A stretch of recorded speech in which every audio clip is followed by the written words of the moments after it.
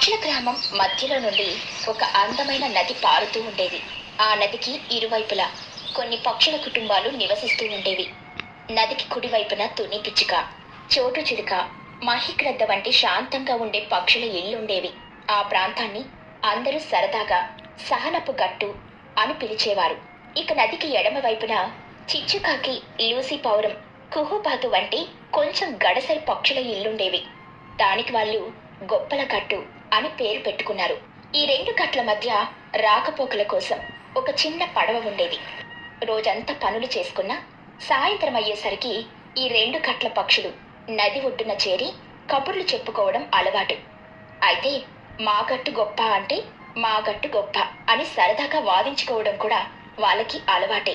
ముఖ్యంగా వంటల విషయంలో తుని పిచ్చుకకి, చిచ్చుకాకి మధ్య ఎప్పుడూ ఒక చిన్నపాటి పోటీ నడుస్తూ ఉండేది. ఒకరోజు సాయంత్రం అందరూ నది ఒడ్డున కూర్చునుండగా ఆ రోజు పట్టిన చేపల గురించి సంభాషణ మొదలైంది.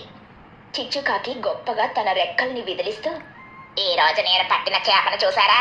అక్షరాల 2 కిలోలు ఉంటుంది. ఈ చేపతో నేను పులుసు పెడితే దాని వాసనకే మీరందరూ మా గట్టు వైపు ఈదుకుంటూ రావాల్సిందే. అమ్మో, 2 కిలోల అంత పెద్ద చేపను నువ్వు ఒక్కదానివి ఎలా పట్టావు చిచ్చు? అది నిన్ను నీళ్ళల్లోకి లాక్కెళ్ళలేదా? నా బలం ముందు ఆ చేప ఎంత చోటో. అయినా వంట చేయడంలో నా తర్వాత ఎవరైనా, ముఖ్యంగా ఈ తుని అని తుని పిచ్చుక వైపు వెటకారంగా